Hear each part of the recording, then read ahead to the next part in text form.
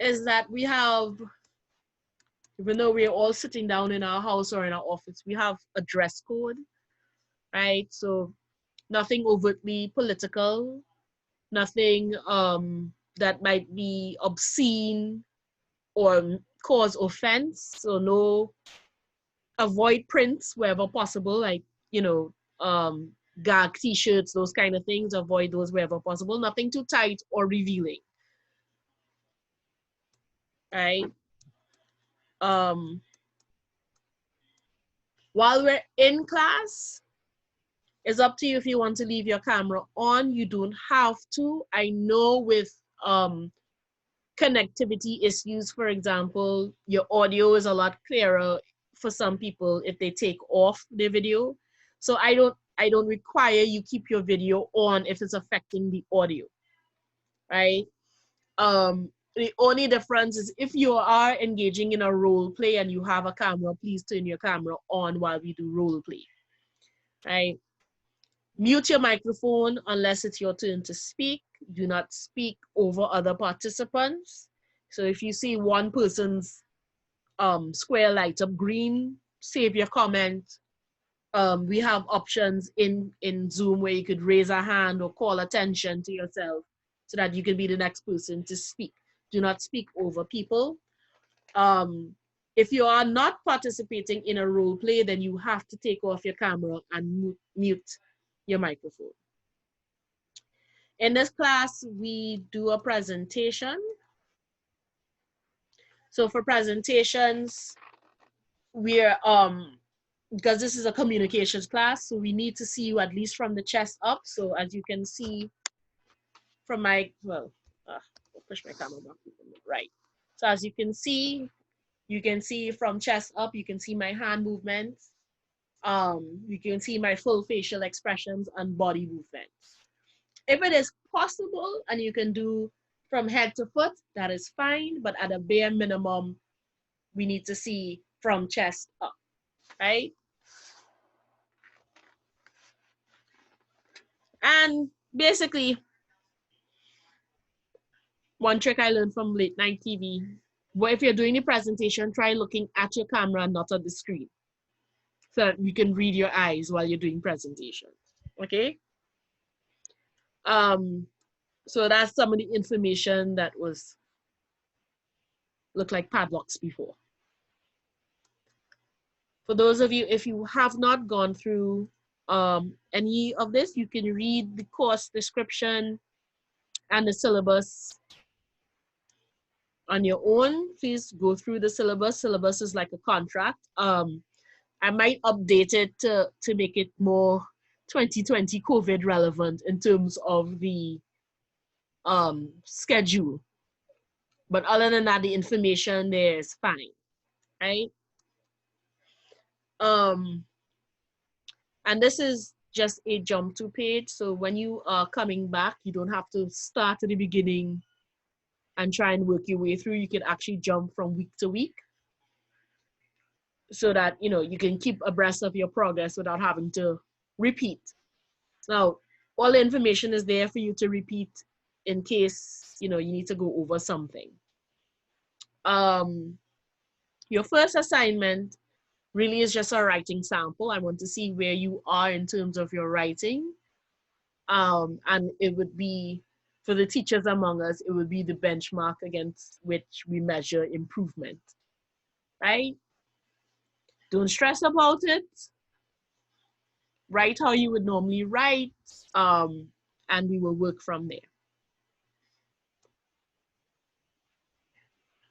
Right, so this week, we're looking at two things, and I will leave you all to read the samples. The samples are here. Either you download them if you want to, or they're built into the module, so you could just read everything off of Canvas. And I want to focus then on communication, and then we will look at communication barriers, what we mean by variations of English. So a very specific communication barrier, which would be language.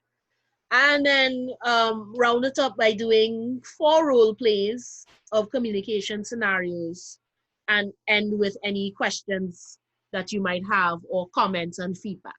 Okay? So I'm going to skip ahead to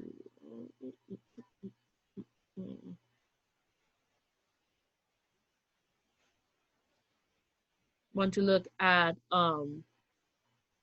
communication. And some of y'all have some kind of background in communication. I know some of you are teachers, business, so you may be familiar with some of these things. Anyone familiar with what communication is and why it's important? Don't all rush me at once. Okay, communication is the understanding between two parties. Yeah, it's important for understanding. Okay, so it's important for People. understanding. That's it? Oh, were you finished? Did I cut you off? Disobeying my own rules?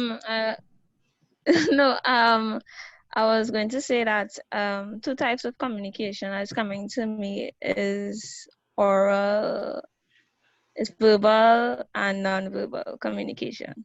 Okay, so verbal and non-verbal.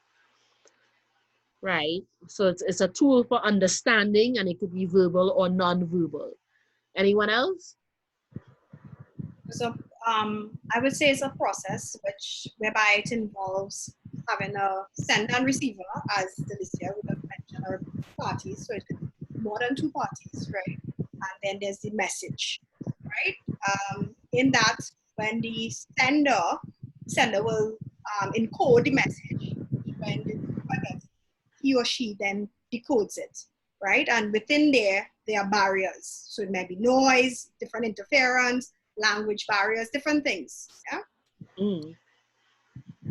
Yes. Very good. Anyone else? Hi. Yeah. Okay, so I would like to say that for me, I believe communication. I agree with the my 2 classmates before and what they said, but I'd just like to add that it's like the ability for us to transfer information, you know, and ensure that the parties that are receiving it receive what we intended to transfer to them. Okay. Yeah. Yes. All 3 bring up good points about what communication is, right?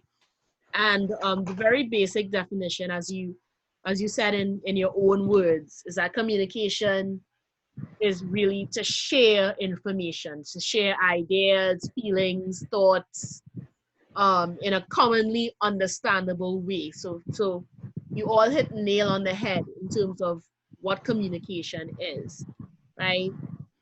And as you said, I'm not good at names. My second student, as you said, there's a sender and the receiver and a message. So there are 3 components to communication. There's a sender, there's a receiver, and there's a message. And yes, the basic model is the sender has a message, and you decide the medium. Is it going to be oral? Is it going to be written? So am I speaking to someone or calling someone on the phone? Am I writing a letter or an essay or an op-ed in a paper or an email? Am I making a movie or a picture or painting something? Or is it in some form of electronic communication, music, and so on and so on. So the sender picks a medium, and in that medium would encode the message. And for us, if it's oral or written, we're using words. If it's visual, we're using images and symbols and so on and so on. send it through the message channel. So if it's oral, if it's spoken, you have the phone, that's a message channel. You have the very conversation is the message channel. If it's written, I might be mailing a letter or emailing something or publishing it in the paper or publishing it in a journal. That's my message channel. And then for the receiver has to take the message and unscramble it so that you get the meaning.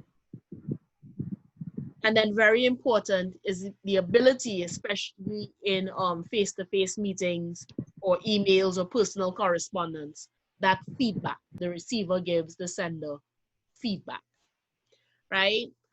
So as you said, there is noise. There's a lot that can disrupt. All too often in communication, the message is lost or the message is corrupted. And usually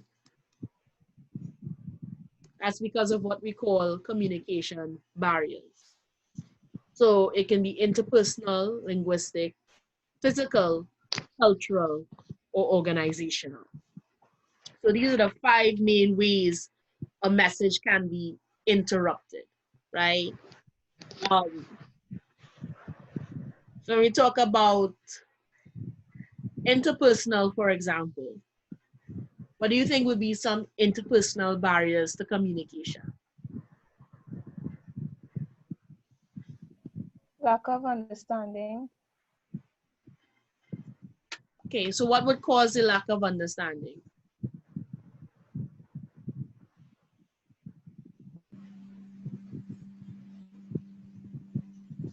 Misrepresenting what the person said. But if you are, say you're the receiver, right, I'll give you one example.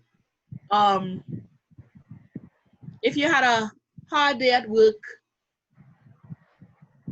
and your spouse or your child is trying to tell you a story, do you get the message or do you shut them down? You might shut them down based on a mental block. Right. So interpersonal, something going on with the person is preventing that message from either being sent properly or received properly.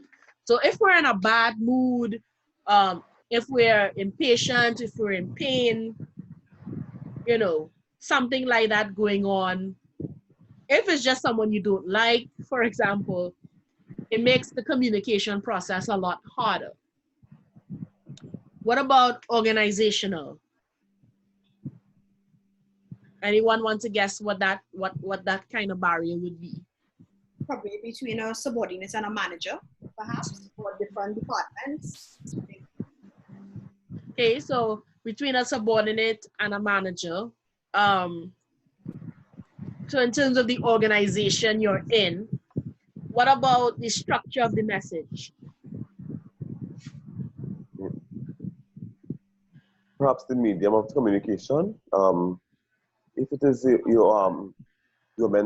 there's a fixed practice in an organization where correspondence or messages are sent via memo and you choose a different medium, it may come across as being offensive and somebody may misinterpret.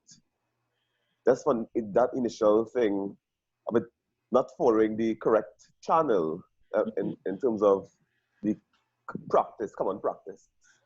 Okay. Let's think about, as you brought it up, written communication, or I'll give you an analogy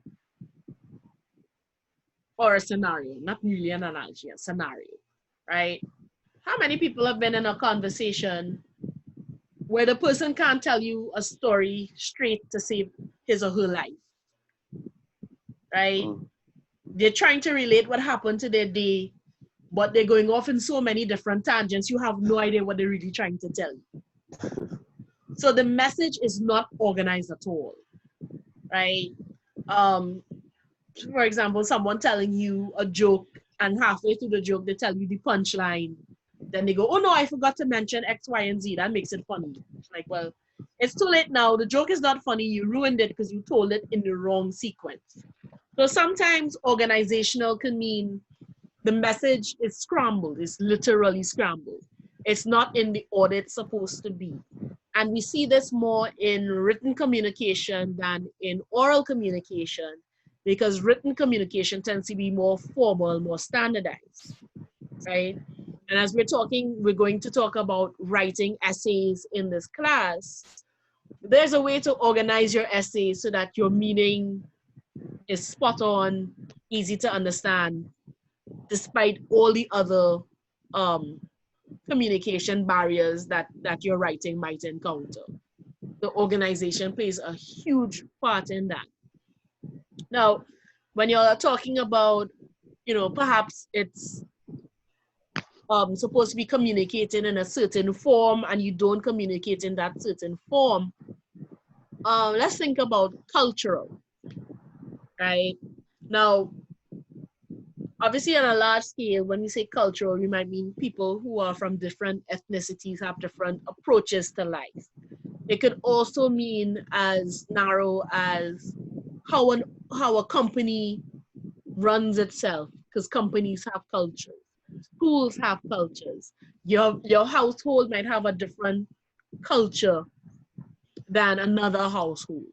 So very often we miscommunicate because we are coming from different cultures, different understandings. And this would include religion, it would include education, country of origin, even which region in the country you come from.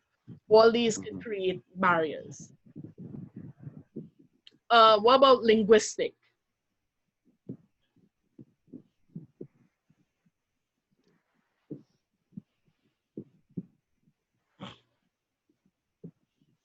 Well, I mean, if it is someone speaks a different language, that's a big barrier in this instance, Yes. right? So, and if it is, right, take for example, I may be a person, I may be able to speak a little bit of Spanish, and somebody who is like from Spain or so may not understand what I'm trying to say because of how I structure the body of what is being said now. And whereas in Spain, they may have a different practice in terms of how they would speak. Mm-hmm. That may cause a challenge in communication. Yeah, so language is perhaps one of the biggest barriers we have in communication, right? And we'll go on to discuss specifically some of the barriers even within our own language, right? And of course, when you say physical, you might have a speech impediment. There might be something physically different with the tools you need to communicate, and that makes communication difficult, right? It could also include gender. And I would point out here that these barriers can overlap. They can be compounded in communication. And very often it's not one barrier, it's several barriers that we have to get through, right? So in speaking about communication barriers,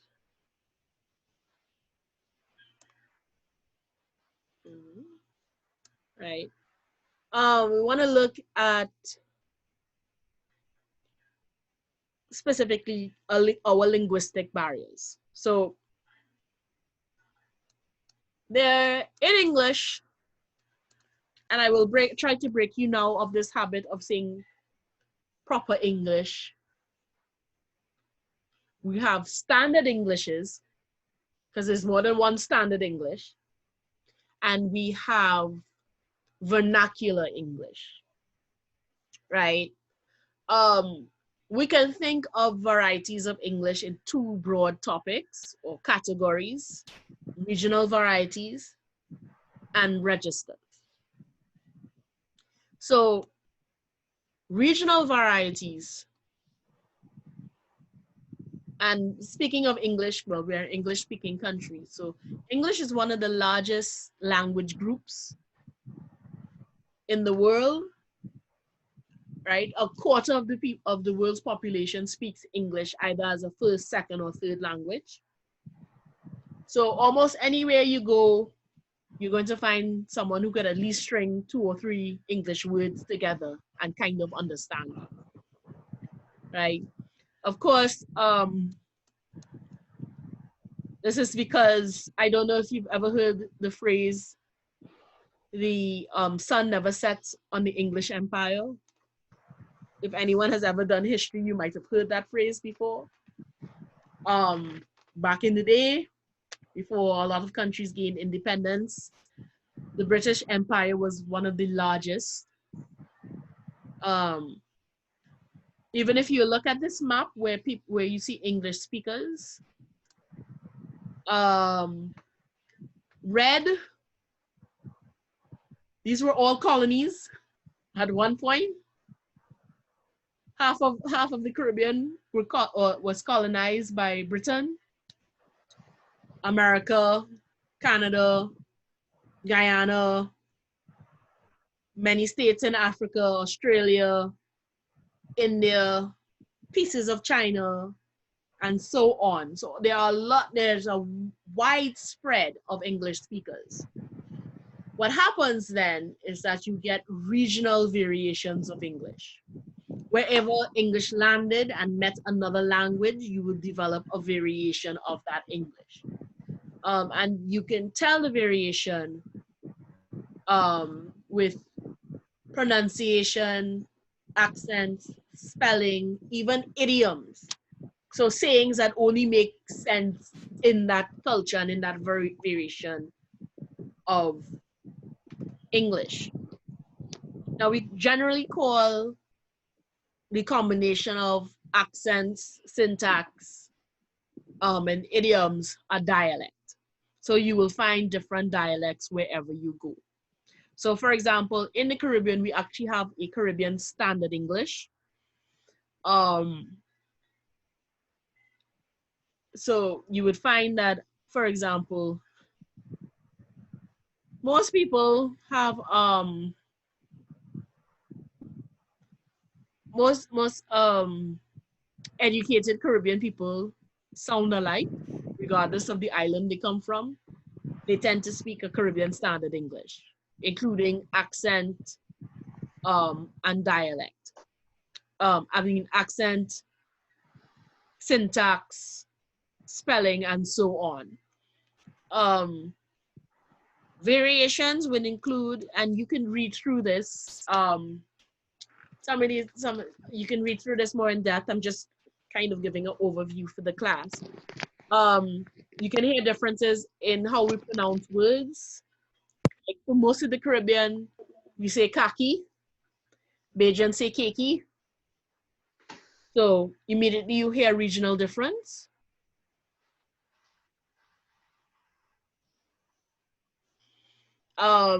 Also in terms of our tonality, our vocalics, the way we speak, they accuse Trinidad of having a very sing-song lilt to our dialect,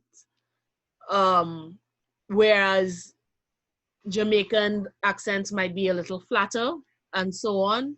And so you can tell the region by the accent, by the lilt, the way it sounds, not just the way each individual word sounds, but how we accent our sentences, and so forth.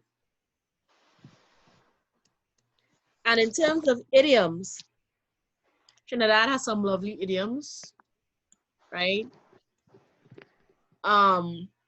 If you're looking at the Caribbean, so you would say, in Trinidad, we would say, "I'm coming now," as we walk out the door.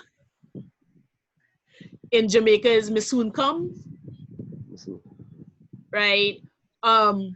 It makes no sense except to Trinidad, you're not coming now, and you're actually going somewhere. It's like, how you say you're leaving? That's not how you say goodbye, but we're actually saying, "I will be back soon." That's the literal translation of it, but that's our idiom, right? And so these present some issues in communication, because you might be saying a word you think is common to everybody, but it's not. For example, do not ever call a woman in St. Lucia salop.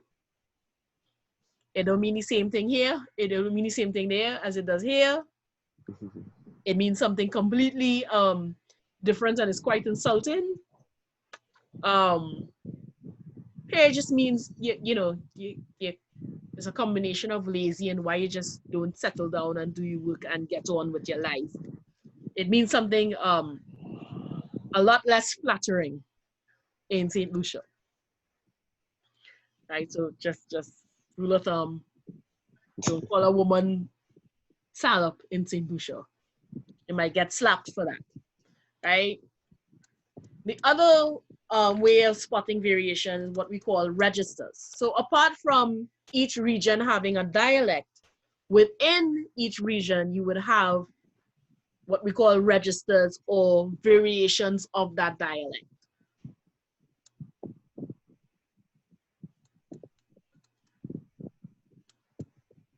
So typically, as English speakers, we go through various registers in our daily life from moment to moment. You won't speak the same way to your boss as you would speak to your good drinking partner, right?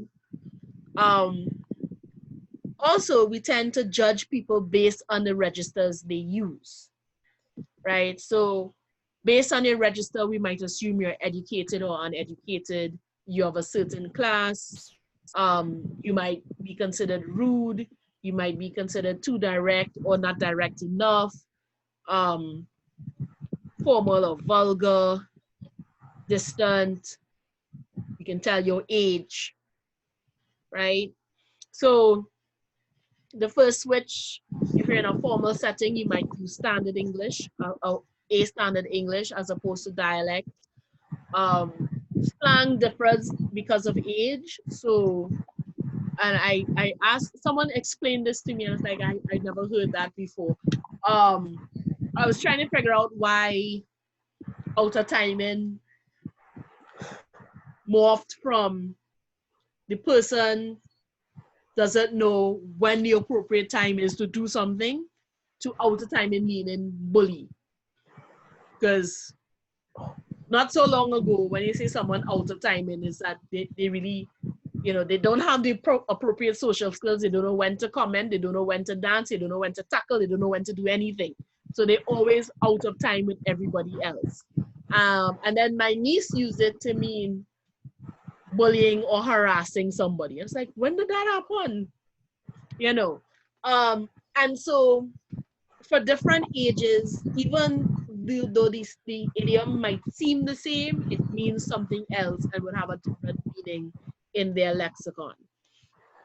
And so we tend to judge people by the register they use. So code switching is always very important. And if you are entering the education field, most of you want to enter the education field, it's important to teach our students that the way you speak at home is not improper, it's not wrong.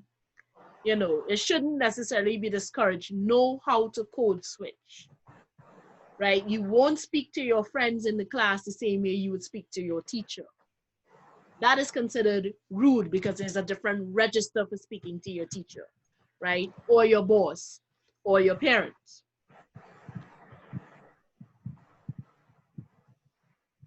I lost my cursor.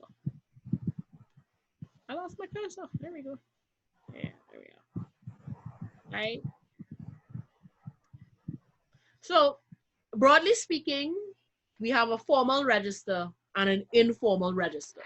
And then within those two, we can have stratification even more between formal and informal, from all the way to you're the same age, class, gender, socioeconomic bracket. We're the same, so we can speak in a completely informal way, and we're best friends, speak in a completely informal way. Or choosing to be more formal and going up the ladder until you're speaking virtually uninterrupted standard English. Of course, you choose your register based on your setting and your intent. So if you're in a family line and you're speaking standard English, that suggests something completely different than if, you know, you spoke in dialect.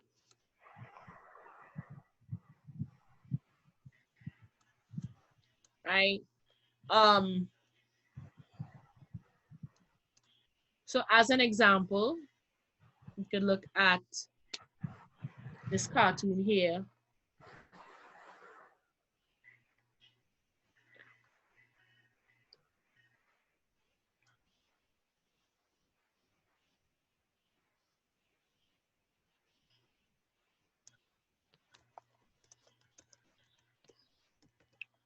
Right? So which one is formal?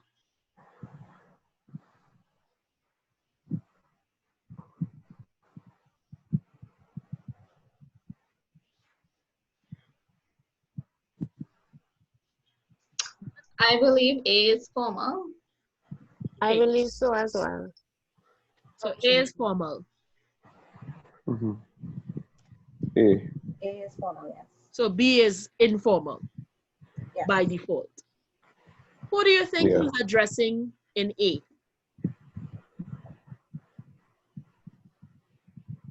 Probably a teacher. A colleague, yeah, a colleague. A colleague, a coworker. I think a teacher. So a teacher, Yeah. somebody. Principal, someone. Right. Someone in authority. Could be someone that they know. Yeah. Could be someone that they know, but it's someone in authority. Yeah. What about in B? Who do you think he's speaking to? A student. Yeah. Yeah. Hello, classmate, maybe. A fellow classmate here.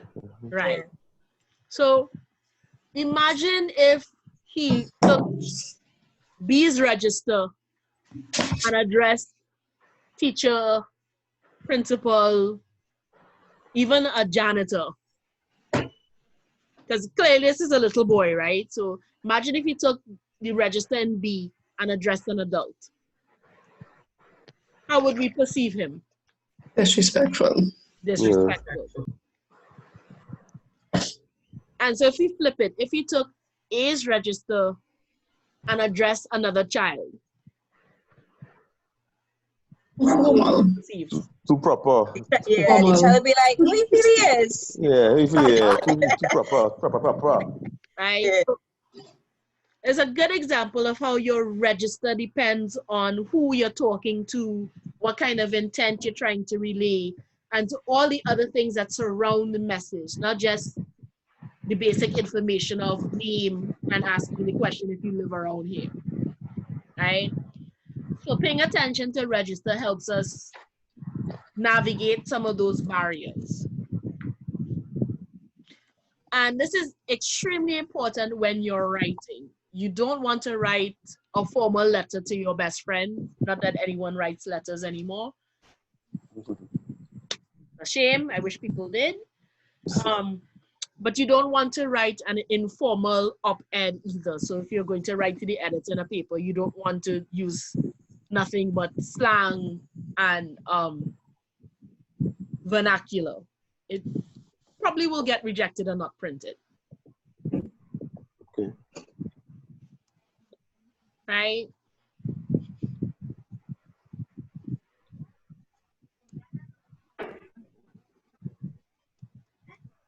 So we can also go in the other direction. So if you could read this for a second, and I'm pretty sure this has happened to a lot of us, either as a student or the teacher.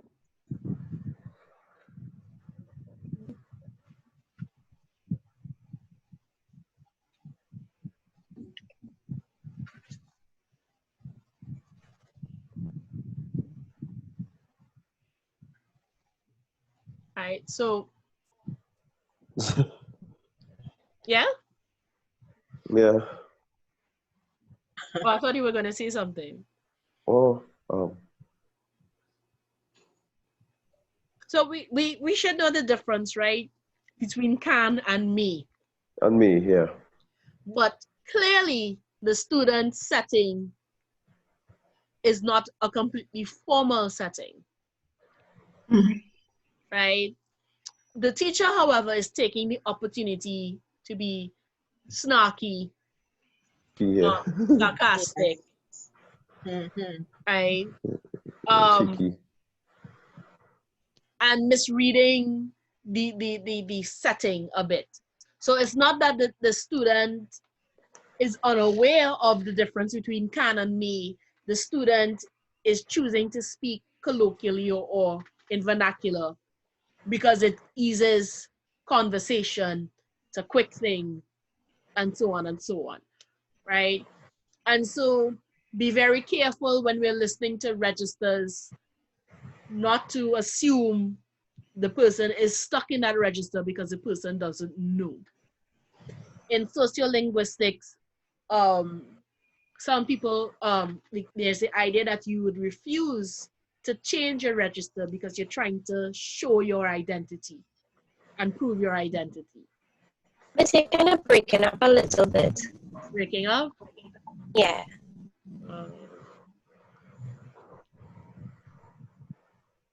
Am I clearer now? Yes, you're better. Okay. Yeah, I'm hearing you. All right. So, and talking about registers, be very careful. I had an experience similar to this, where I was it was a work outing, and I deliberately switched from speaking standard English to vernacular. And the other person tried to correct me, and I was like, no, I'm asserting my identity by using vernacular in this space. And you know, it's a choice you make depending on what you, again, the message you intend to send. Right? So when we're choosing register, it's important to know who's the audience, what you're trying to communicate, what might be the halo around your message that informs what the meaning of your message actually is, right? As we're doing written communication, I can't stress enough, remember to switch your register when you're writing. And writing is usually a more formal register, not much contractions, proper syntax and grammar, or standard syntax and grammar, punctuation, so on and so on and so on, right? All this is up on Canvas, and you can scroll through if you haven't before, and at your leisure, read, digest, read some more, and so on. What I would like to do now, as we talk about communication barriers, open it up to the class. If anyone, I shared one example. If anyone would like to share an example, that's something they've gone through with a communication barrier and recognizing it now, or even recognizing it then.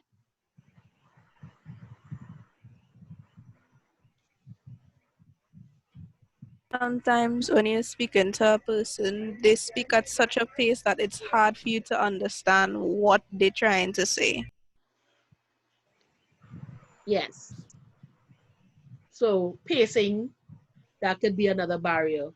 And that could be a mix of culture, personality, even physical attributes. Anyone else?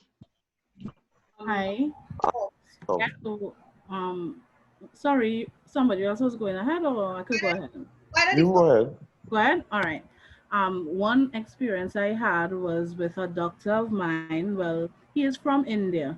So, and he is my family's doctor. So when he speaks, like I have to actually tilt my head and watch his lips while my head is tilted to understand what he's saying.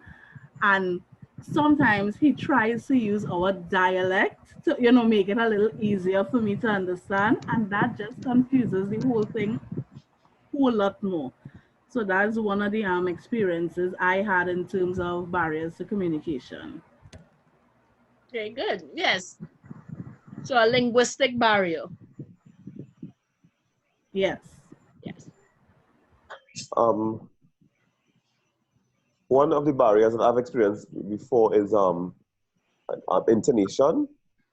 I don't know if you would class that as a barrier, but somebody may say something, but based on the tone that is the message is relayed, it is misinterpreted. Yes.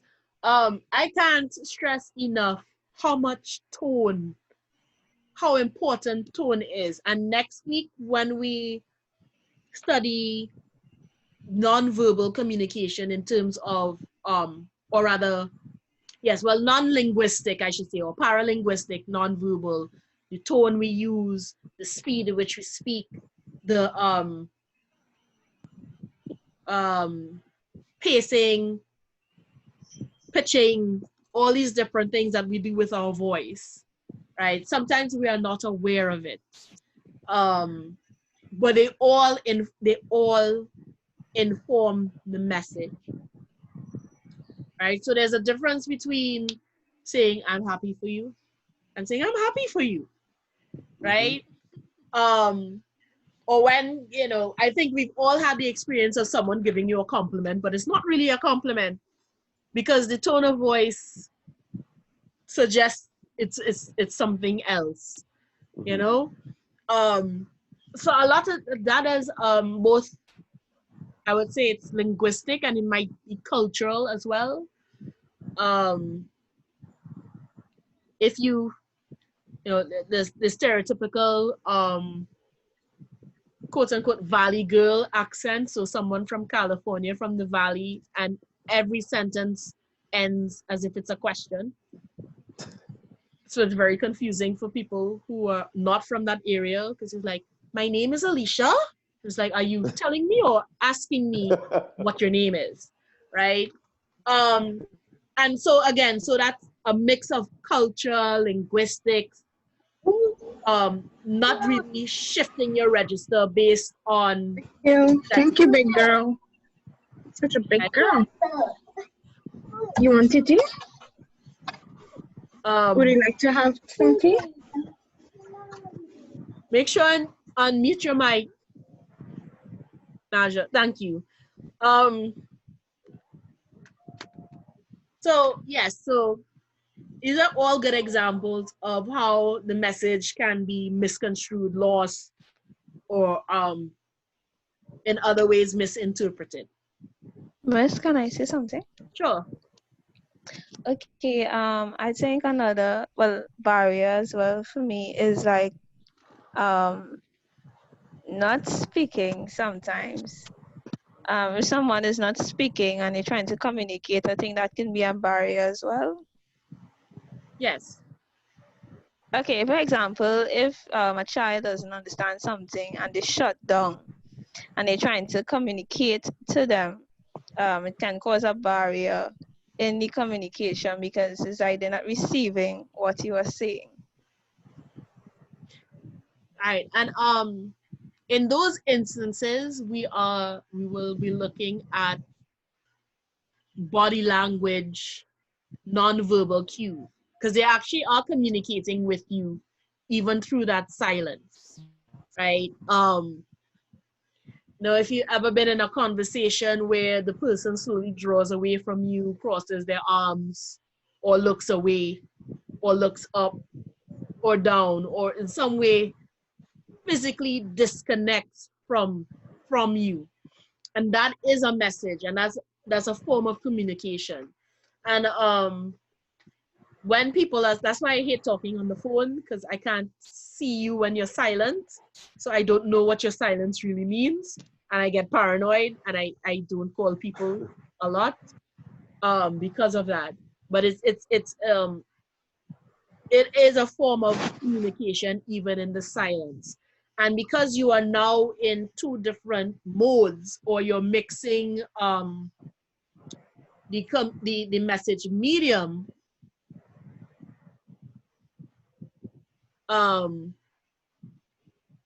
it is guaranteed that the message will be lost or misfired, right?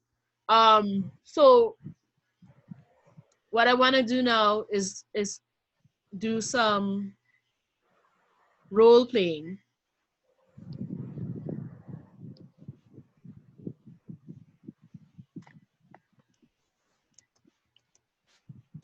All right, and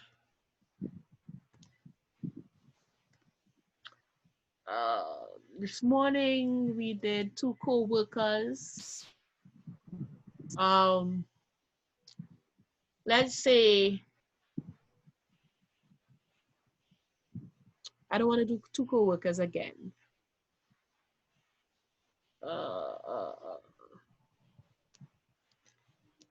So let's say child and parent. And for the first scenario, so we have one child, one parent, and the child is asking a favor. And so I need 2 volunteers. I can volunteer as the parent. Okay, I have one parent. I can be child. All right, and I have a child. So child, you are asking a favor from your parent. Whenever. Does it matter what kind of favor, or does anything random? Anything. Mommy, I could go down the road, please. Not right now. I'm busy.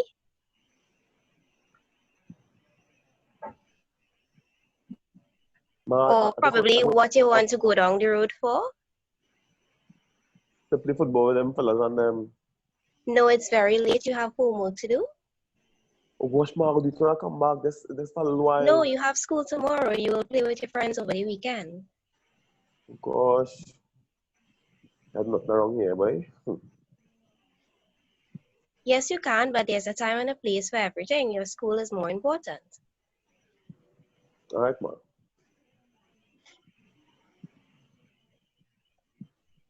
Okay. So what was that?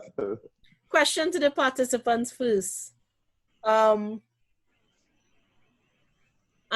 what were you trying to convey? Probably just letting him know that he has worked. He wants to go play with his friends, and I'm just trying to tell him that he has homework to do, so he can probably do his homework and he could play with his friends over the weekend. Okay. And Arnold, what were you trying to convey? I was trying to beg to go out, basically to ask her to, can I go and play? I tried, to make it seem as though the homework is a bit trivial in some sense, so that she may give in, but that didn't work. You understand? Mm-hmm. Yeah. So, for the rest of the class, what registers were they using? Was there a difference in register? I think that the two parties spoke kind of like dialect. Mm-hmm. I didn't really have a difference in the registers. Okay. I think the parent was, her tone was very stern, while speaking to the child. She didn't like, no, you can't do that or whatever. She was very, sticking to what it is she means, and he needs to understand, okay, you can't go, that's it. Your schoolwork is more important. And then after he realized, well, that's it, and he just decided, okay. Good observation. Oh, sorry. Go ahead. Yes, the mother definitely used an authoritative approach, to which the child eventually became submissive. At first, the child wasn't. The child was a little bit insistent, quite insistent, and then the child submitted. Good. Anyone else?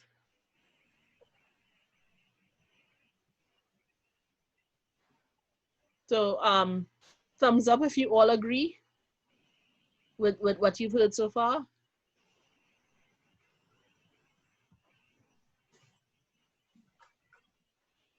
Okay, so most of you agree. Yeah. What about the son's register and tone?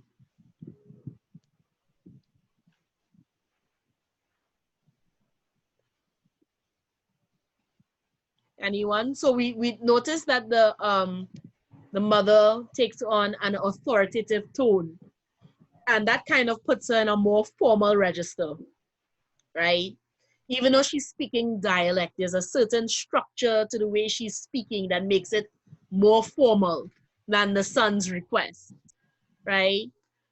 So we can say in the spectrum, even though they're speaking dialect or vernacular English, the son is less formal than the mother in that exchange, right? Do you think that helped or hindered his request? I think it hindered his request in the end. Oh, sorry, you could go ahead. Go ahead. What are you talking about?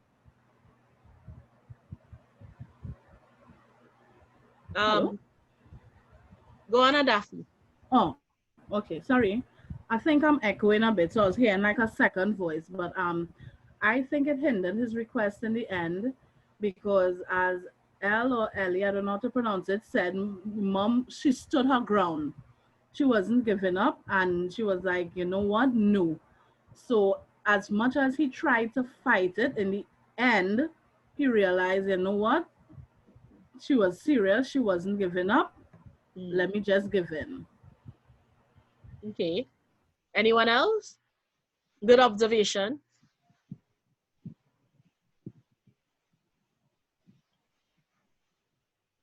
Anyone else? Any more observations on that? Yeah?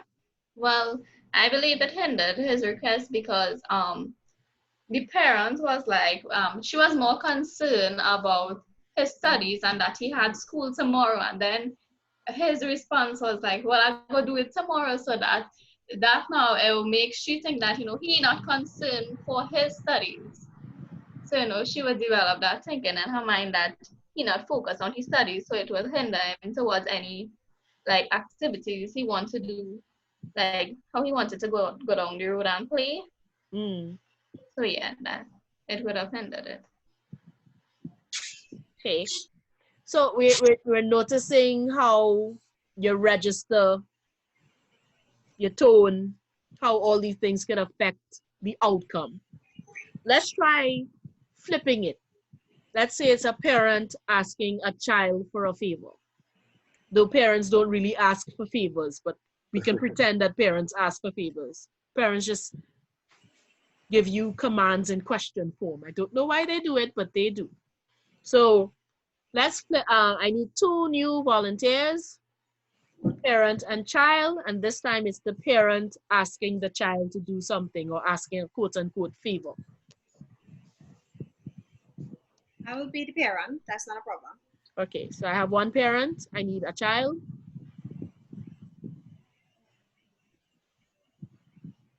I'll be the child.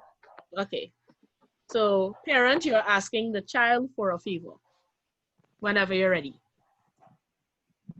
Hey, love. Oh my gosh, I'm so tired. Could you do me a favor? Could you just warm this dinner for me, please? You can't do it for yourself? Gosh, I had a hard day, love. Oh my gosh, my boss, he was on my neck whole day. I didn't even get a chance to sit down. Just warm it for me now, please. Oh gosh, darling. Oh Lord, do your mom a favor now. Oh, my back hurting, ma. All right, okay. Don't worry, all right? I will get myself, right? Sometimes your children can be so ungrateful.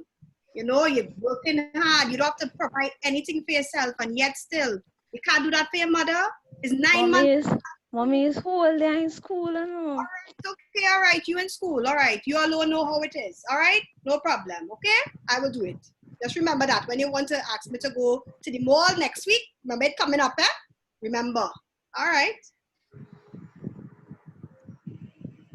I got flashbacks. I don't know about the rest of you. I get flashbacks. Participants. Let me start with Mom. What was the message? What was the intent that you were trying to convey? I just wanted a little help, you know, because I was tired on my feet all day. Just wanted a little assistance, you know, just because I just wanted to just have my daughter do one little task, you know. You know, when you come home from work, it seemed like the microwave is so far for you to just pop something in the microwave. And that's what I was asking her to do. But she was insistent that she was not doing it. Like her task throughout the day was more than mine. Yeah? And daughter? I was just trying to explain how tired I was. So just explaining how tired you were. Yeah. Right.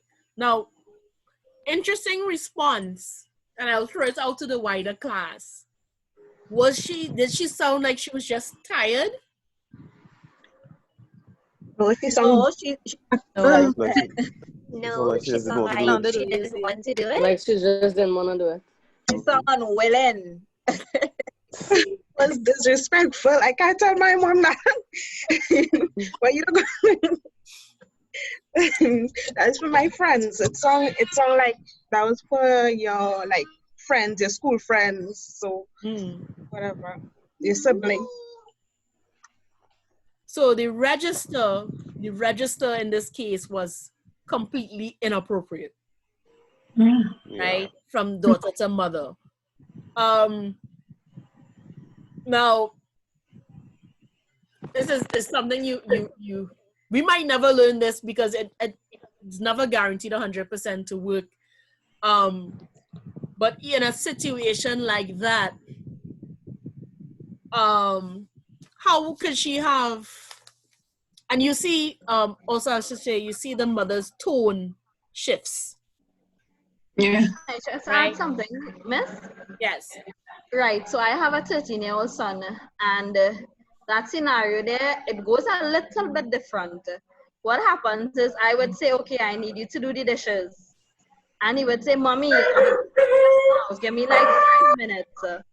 And then I would say, well, if you don't do the dishes, then you wouldn't get to play on the tablet, or you wouldn't get to go by, he has some cousins close by. You just wouldn't get to go by your cousins. And that is you have to give him like a consequence to not obeying what you said.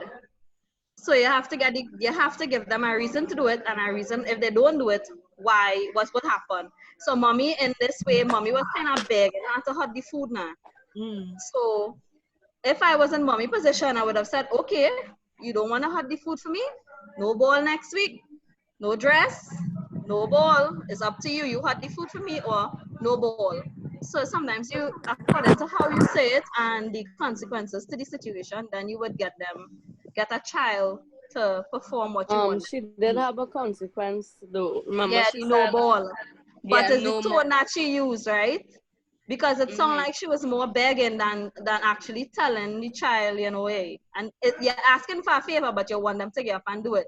And when you say, no, gosh, please, please, please, please, it's like you don't have like you lost is the formality we're looking at, right? So you kind of lost the authority there now. Right. You cannot manipulate it then. Say it again? You cannot manipulate the child then. Not necessarily. It's just that in this day and age that we're living in, most times children tend to not want to do anything because they feel their day is more difficult than yours. So to them, their day is, you didn't have so much of a rough day by going to work and coming home.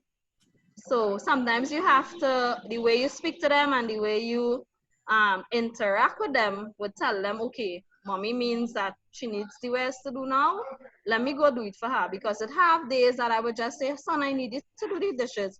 And he would get up and go and do it. And then the other days he would say, mommy, oh gosh, I'm washing wares all day. And that's the day he didn't wash any dishes at all. So yeah, he's looking at me right now. So why not make that clear in the initial interaction? Yeah, children can be unpredictable. No, that's what I'm saying. Why doesn't the parent make it very clear and concise in the initial interaction? Why wait to have that kind of baton? Yeah, At the same time, you're not sure how that parent raised their child. Maybe that's normal for them. Okay. Yeah, the interaction, according to what the Dr. Francis was saying, is different registers. So if it have days that he would do it normally, but some days you just have to give him a consequence. If I don't beg though, I don't do the please thing. I don't. Time you do that, you don't lose authority. Yeah, exactly. So you know, in this year, and I live in enterprise, so I need not to lose that authority over him at all. Yeah. Right. Yeah. I need him to respect me as also respect what I am saying. So I even did a parental course just to learn how to speak to him and how to get what I want him to do across. So at the same time, you have to take into consideration the age of the child, because at certain ages it's harder for them to they don't feel the need to listen to you, and they feel they're all that, but in reality they're not. And he's 13, so you know what I'm dealing with right now. So clearly, and it's very. Miss, may I say something? Go ahead. Quickly. You know, it's based on what everyone else said. It was easier for me to actually say no, because how she said it kind of sounded like I had an option. It's like I didn't have to do it. It's not like it was a demand. It sounded like it was an option. A request. I could have do it or not. So that's why I kind of went along with saying no. Yeah. Yeah, so it's interesting that you pick up, Marsha, on the age of the child, because clearly I think all of us agree that the child is a teenager, right? That's very obvious from the tone. And what's interesting in the mother's approach, and this is sometimes an approach you take with older children, when your children start to hit late teens, early 20s, you know, you have a more a shift then in the tone you might start with your child.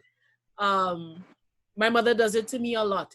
She's asking a question, but it's not a question. She's just making it sound like I have a choice because I'm older now. I know I don't have a choice. I know it's a command. It's just that, you know, she's phrasing it in a nice way so that if we're out in public, I don't lose face. Apparently, I don't know, right? But it's interesting, Disha, you started actually with a more conversational tone, and that indicated that this is an older child. Correct. And even kind of a pseudo, well, it was almost like love talk. You know, there was a lot of darlings, do this for me now, please, darling, kind of thing. So there was a different kind of appeal, which again suggested you were talking to an older teenager. So the register was meant to incite a kind of sympathy with the child, and the child was not having it and said no. And I know I clutched my proverbial pearls, because I'm glad we were in Zoom, because I was expecting a slap after that. Just something that, you know, Caribbean people still would not do with their parents. That's not a conversation we would have. Right? And so there's an interesting shift in the dynamic between the two. Now, we can speculate if the son had used a more formal register, or had yes, if you had used a more formal register in the first scenario, right, and we talked about it a little bit, it would have also conveyed, as we said with registers, they tend to suggest level of education, right? So it would have also conveyed that he is, in a place in his education where he could actually afford to go down the road and play ball and it not have it affect the overall outcome, right? So I think we've all been in situations talking to a parent or an older sibling or an aunt or an uncle where we might overemphasize our language abilities because that actually helps to convince them that we are trustworthy and reliable, that whatever we want to go and do will not hinder progress in the future, right? Or it's just me that I was a manipulative child, apparently. I don't know, but I have older siblings, so I learned how to switch my register by watching older siblings ask for things and going, okay, that's not how you do it then. You have to come with a different tact. And so with the two scenarios we did, we get to see how register, tone, pacing, all these things affect the outcome. It is 6:28 now. So what I really want to do, apart from the fact that I can't think of a fresh scenario, it's been a long day, I want to open up for questions, comments, feedback. So any question you might have of what we've gone over so far, and feedback in terms of what are you taking away from this session? What struck you the most? What was most interesting? What you might not have known before or might not have gotten as in-depth an explanation, so on and so on. So if you have questions or if you want to make that kind of comment, the floor is yours. I have a small question, Miss. Mm-hmm. Whilst making your presentation on communication, I heard you mention some terms that I'm not a person who's used to. Well, I mean, I've been exposed to that, the communication and that in that kind of a sense now. And some words that you mentioned, is it possible for us to access, those kind of meanings of those terms on Canvas? Is it up there for us to access? If I'm following you correctly, and it's things like vocalics and those terms that I use. Right. Yes. That's next week's lesson. So that information will be published by between midnight tonight. This is midnight tonight, right? Okay. So I know I was jumping the gun a little bit in talking about it, but tone kind of came up during this lesson, and tone is one of the what I would call paralinguistics or nonverbal. I kind of find it hard to call it nonverbal because it is part of verbal communication. It's a sound. It is, yeah. So, but in terms of, it's not words per se, it's how we sound those words out. And so yeah, that's next week's lesson. So not to worry, it is up there. I'm not going to mention anything that I won't supply extra reading material for, because then I just leave you confused, and that's doing the opposite of what I'm supposed to be doing, right? Thank you. So, any other questions? I don't have a question, but what I wanted to note, note was that Disha, first of all, spot on. Good job to Andrusha, to and the other two before. The thing with tone, something I always tell people because I firmly believe in it, is sometimes, plenty times, yes, it is what you say, more so than none is how you say it to people, because the message could really be lost in what you're saying, you know.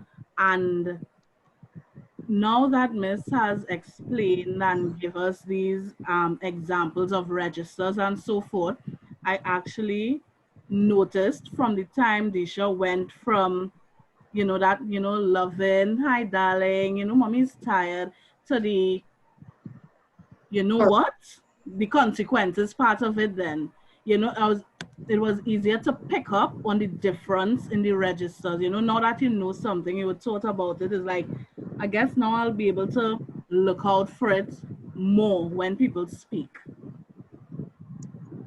Thank you. Good. So I will go from, I think my screen is pretty stable, so I'm gonna go counterclockwise from Adifa, right? And so question or feedback, up to you. So Jessica. Yes, sir. Right, so question my takeaway was the barriers, the different types of barriers, the linguistics, the organizational, because there could be so many reasons that people don't really comprehend or get what you saying, and those could interject and, you know, yeah. So it's important for us to be mindful of what we're trying to say and who we're talking to and what context, etc. Okay. Yeah. Thank you. Natasha.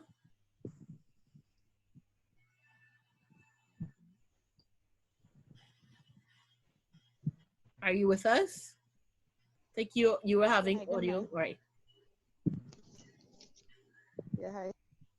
Go ahead. Hear me? Hi. Yeah, I'm hearing you. We're hearing you.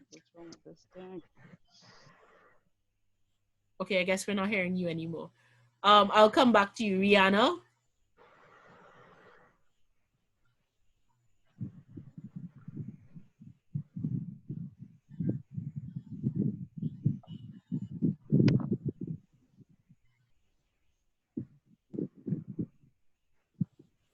Okay. Kashal.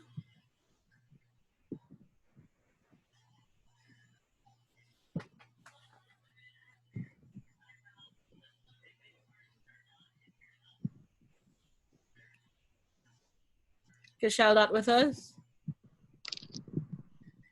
Deja?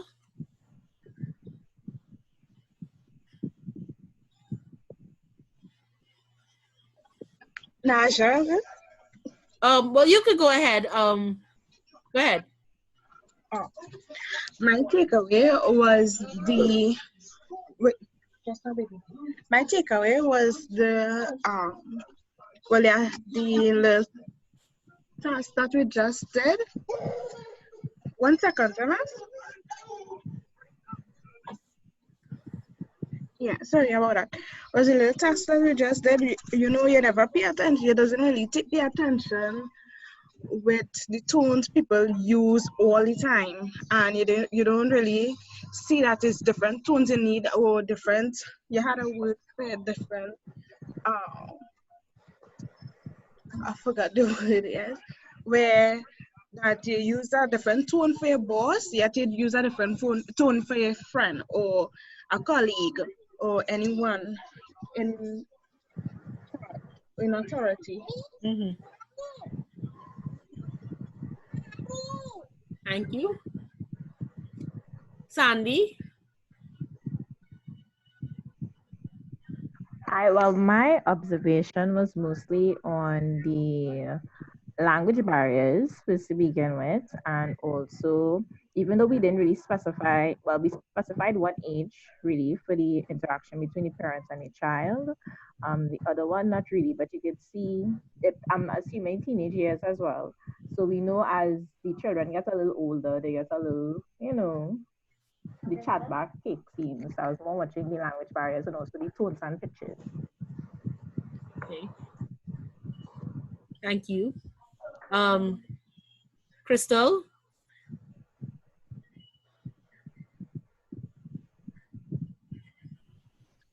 Hi. So what I took away was, okay, so as everyone else mentioned with your registers, it's not what you say, but how you say it. And then different persons you speak to, you use different tones. For example, if you're with your friends, use a different tone. If you're talking to your boss, you use a different tone.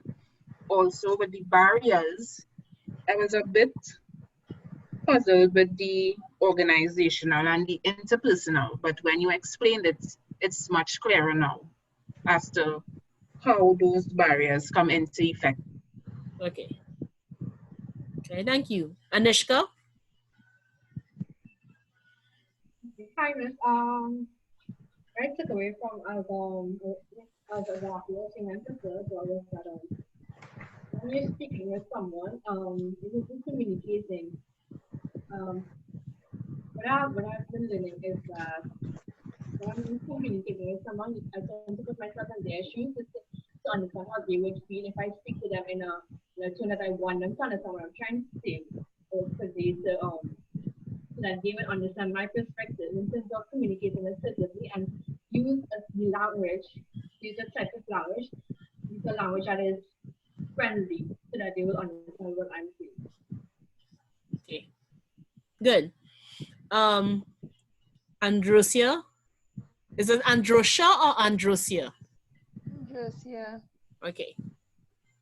Okay, I'm taking away using the right registers for the right setting or environment. So whereas you will speak to your colleague in an informal tone, you will speak to your boss or someone in a higher rank in a formal tone, a formal register. Good. Salima? My takeaway was, well, the barriers of communication. I got to understand that there might be reasons why someone may not comprehend what you're trying to say and the message you're trying to deliver. So you need to overcome those barriers first in order to get a clear message onto the person, and you need to use like the right register to know like what you're saying, to who you're saying, and what tone you're saying it in as well. Okay, good. Tony Lee? My takeaway were from the barriers with where trying to put across a message if you are not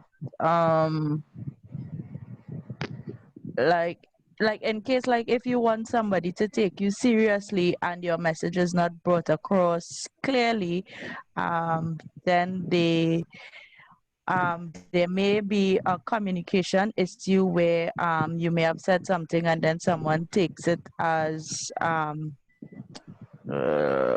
so like they may not take you seriously when you are trying to be serious, and in some cases it may or may have not been something of importance.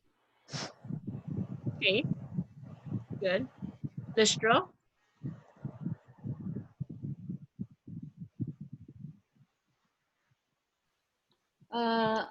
My observation was with the barriers and the registers, but I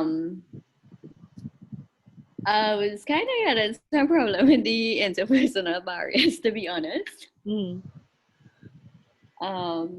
I guess I need to do a little more reading on that one. Well, when we talk interpersonal, we're really looking at what literally what might be affecting the person, or what might be it might be the relationship between the sender and the receiver, for example. So you might be school enemies. So in my case, I've almost gotten over it, but my natural enemy is anyone who went to St. Joseph Convent Port of Spain, because that's the enemy school, right? So that's you know, that's like you You're might. Bishop's girl. Yes, I am. Right. And they stole our uniform, but that's all I'm going to say about that. Wow. They did. They stole our uniform. They stole our skirt. But anyway, I digress. So yes, so interpersonal it could be as simple as the two people don't like each other. So you're going to have misfired communication simply because they don't like each other. It could be one person is having a very hard day, and so they're less likely to be able to receive or send a message appropriately. So it's, you know, something that's going on within on that personal level that could cause a communication barrier, right? Okay. Does that help? Yes, thanks. All right. Michaela? Hey, Miss. So my takeaway from the lesson, especially when it comes to the interpersonal barrier to communication, is that you need to be mindful that you don't know what may be going on with someone else. So in keeping that in mind and being aware of the different barriers, it can help you to communicate more effectively and kind of help you understand why a certain person may be responding or acting in a certain way. Good. Ellie? Yes, so my feedback would be grasping the new jargons that you use, you know, such as colloquial, vernacular English, register. Those are jargons I actually didn't come across before. So definitely going to do more research on that. Also being reminded of like formal and informal speech, you know, the switch in tones, which could happen in a single conversation. I wouldn't usually pay attention to it, but after this class, I would be able to like point it out and be aware of it from now. Very good. Donna? Okay, so basically this first session in class was basically kind of like a refresher something, because I did a communication class at UWI many years ago when I was doing my certificate in early childhood. So it wasn't as in-depth as this lesson, but it had like the main points. Okay. Candice? My takeaway is the barriers of communication in regards to tones. I work at Unicut, right? And sometimes I will be dealing with a customer and I will be very stern. And I will catch myself and I'll be like, wait, Candice, you shouldn't respond like that. And then I will calm down and I'll be nice, right? So, yeah.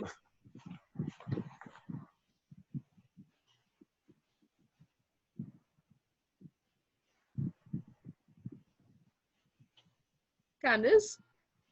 Hi. Or you were finished or you got cut off? I think I'm finished. Okay. Thank you. Marsha? Good night, everyone. I came in late, very late. I was on the road and I got a flat tire. And I don't know about the other ladies in this group. I can't change a tire. So I relied on my tone of voice. And my phone was home actually as well. So I had no way in calling anyone. So I relied on my tone of voice. In the area I was in is a lunch back, and by God's grace, somebody was outside their house. And I went to that person, I said, can I please get a phone call? Now in this day and age, people don't really want to lend you their phone because of the crime rates and stuff like that.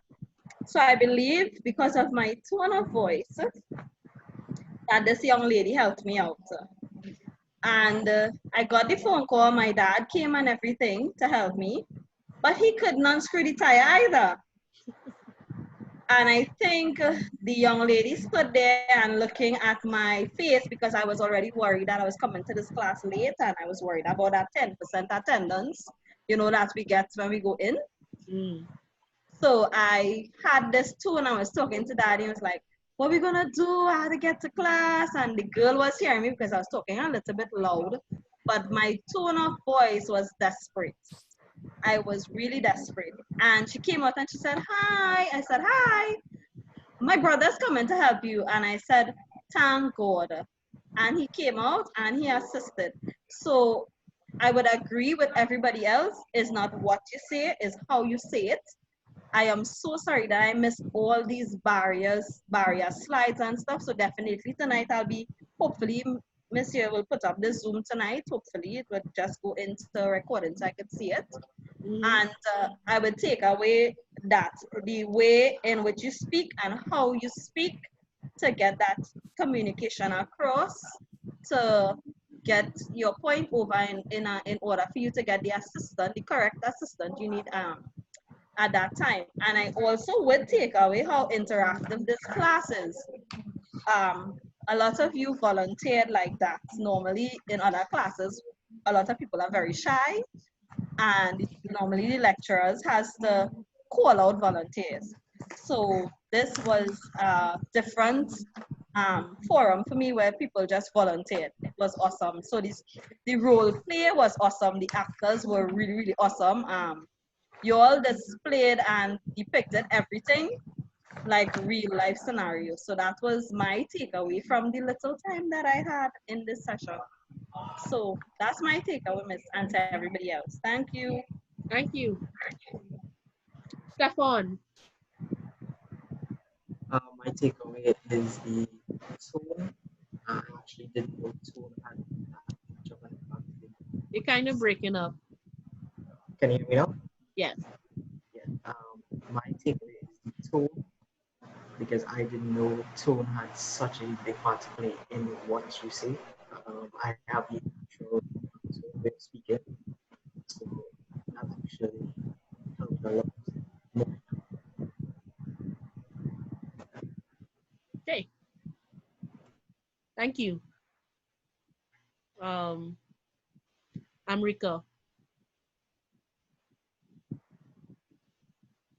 Hi, good night. My takeaway will be the barriers of communication. Some of this stuff was a little new to me, as well as not what you say, but how you say it. I just have one question. It's not in regards with this class. I'm not sure if I could go ahead and ask you one time, Miss. Go ahead. In terms of the essay you asked us to submit to you, are we typing it up and submitting it, or are we writing it out and taking a picture and upload it? I'm not aware of how to do it. So you're typing it up. Good question. You use Word, Microsoft Word. Right. So preferably a Word document. Type it up on your computer and then upload it on Canvas. If you don't have Word, you have access to Microsoft 365 on Right. Canvas. So you get the entire Microsoft suite through Canvas. So you can do it that way. Okay, no problem. Thank you. Okay, no problem. Caprice. Hi, my takeaway would be from the barriers of communication as it relates to organizational and linguistic. I didn't know what it was called when someone speaks jumble. You just tell them you're speaking jumble, but now I know the correct name for it. And as it relates to linguistics, I always thought that a language barrier just has to do with you not understanding what the other person is saying because they're speaking a foreign language. I never thought that you could also be translating, but because it's not your first language, you could be translating wrong and they would misunderstand. Yes. Naja? No, you went already. Sorry, Naja. Disha. All right. For me, I concur with all my fellow thoughts in that, especially with regards to the barriers and the registers, as you know, it was highlighted in the role play, both scenarios whereby you never understood that those were registered, and I never even realized that how quick it moved from 0 to 100 and changing, right? One question, because I had moved away from my computer for a brief moment, and I wanted to know, in terms of choosing the medium, in terms of that being a barrier, where would that fall? So in terms of, let's say somebody were to send, I remember Arnold I think he had alluded to it when he was mentioning, you send a memo, right? And the tone in that memo may not be suitable. So which part of the barriers would that fall into? I'm not too sure if you may have mentioned it as I was away. It can be multiple barriers. So if you are sending a memo with the wrong tone, it might be that you shouldn't be sending a memo at all. It might be that you needed to send a personal email, because it might be such an informal tone. It might be a conversation you needed to have. I know one of the jokes floating around since COVID is that suddenly all the meetings people thought could have been emails turned into emails. So picking the medium can be a barrier, because the medium would in some ways influence the register you use, how formal you are, how informal you need to be, and so on and so on. So you wouldn't send a memo to your mom for her birthday, right? She will never speak to you again. She will cut you out of whatever will she has, right? You either call, visit, and if you can't, send a card, right? So there must be something more informal. You wouldn't go into your boss's office, lean on the desk and go, man, if you know the night I had last night, boy. Can't do that, right? Completely inappropriate vehicle for that message.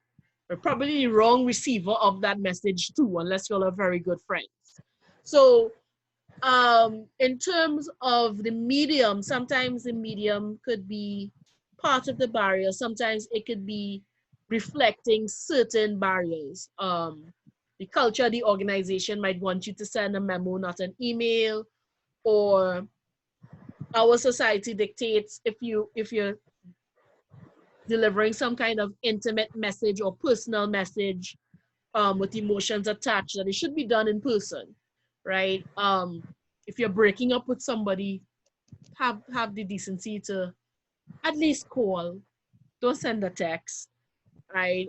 But people have done that. They break up with you in text, and it is very kind of the inappropriate medium. Does that help? Yes, thank you very much. It really clarifies. Okay. Charlene. What stood out for me was the registers and barriers, just as everyone would have mentioned. More so the register in terms of formal and informal. You know, how persons really communicate differently depending on who they are speaking to and with. You know, it really shows that, you know, persons can interpret messages depending on who they are engaging and socializing. So that was some takeaways for me. Okay, good. Thank you. Naomi?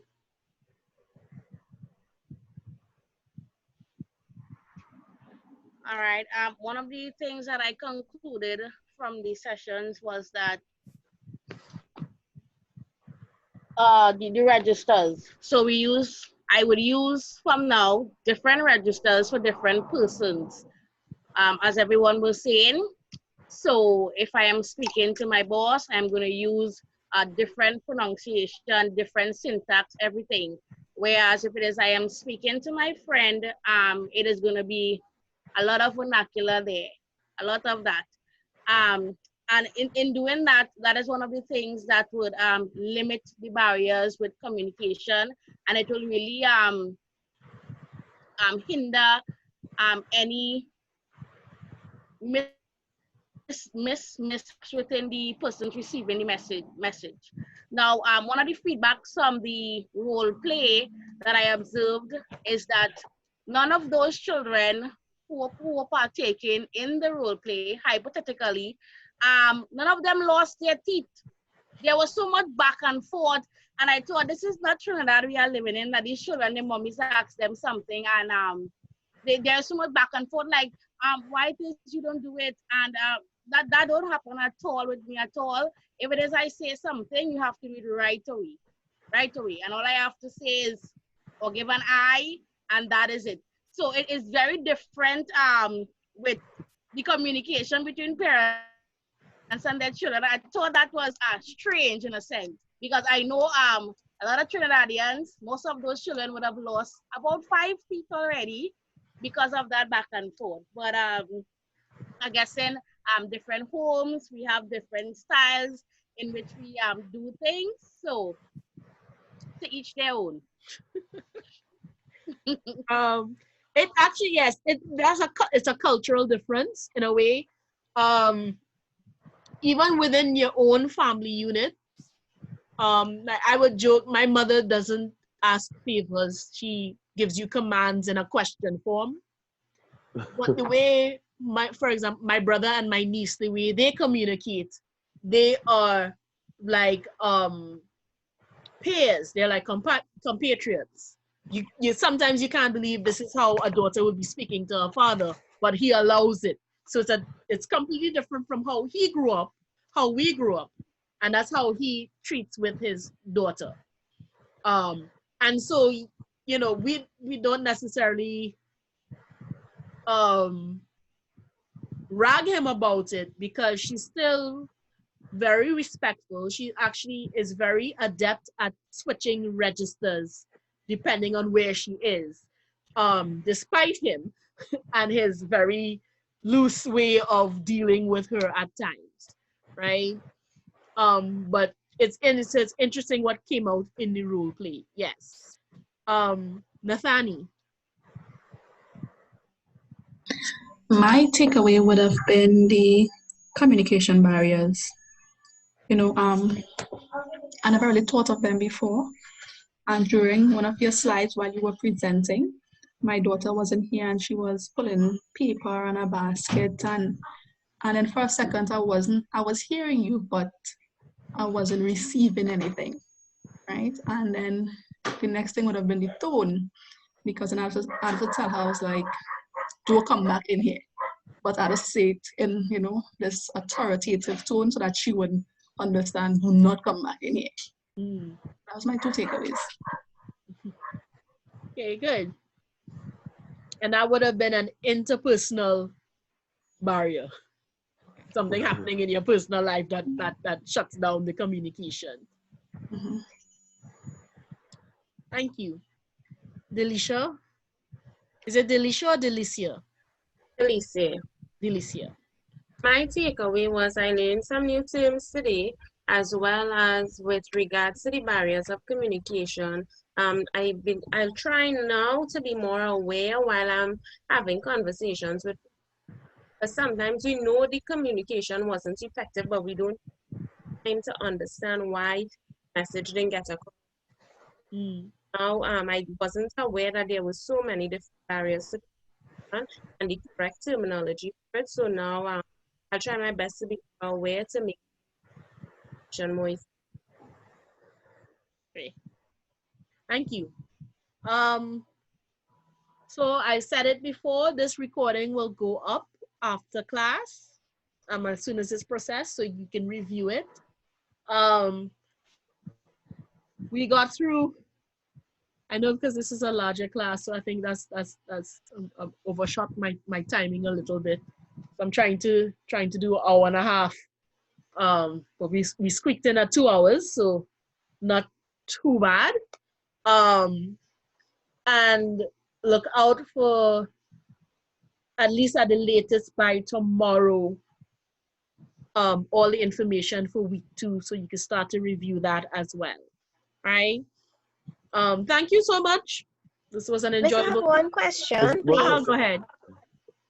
How long your classes usually? You try to stick at 1 or 1.5, or it varies based on the topic you're teaching? It varies. I am quite, how to put it, I'm clipped. I move fast, and hopefully I'm not moving too fast, but Right. feedback, I'm not moving too fast today.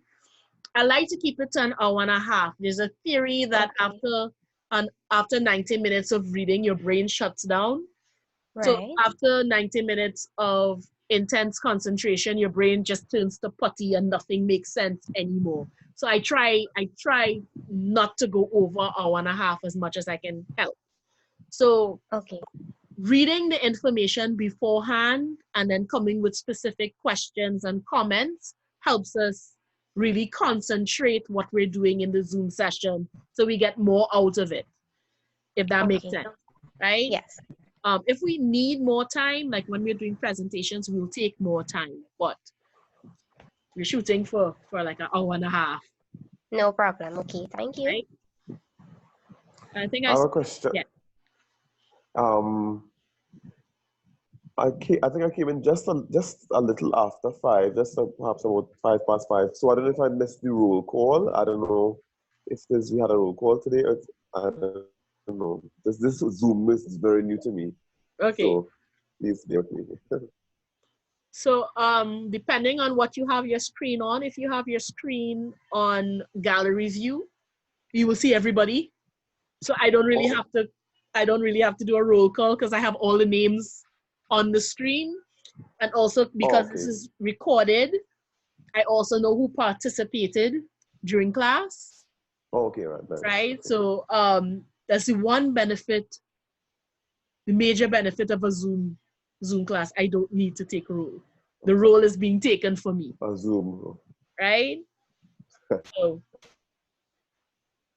there are no other, one last thing before we leave. I usually encourage my classes to form a WhatsApp group to facilitate communication. If you have a burning question outside of class that you really need to address, usually it's good to ask it for the entire class because it might be something the entire class wants to know. And my number should be on the syllabus. It is. Right? And so I open to calls except on a Tuesday because I don't have much of a break on a Tuesday, but I'm open to calls between 10 a.m. and 4 p.m. on a weekday, and WhatsApp chats between 10 a.m. and 10 p.m. I can't guarantee I will answer anything after 10 p.m. Right? So calls between 10 and 4, WhatsApp between 10 and 10.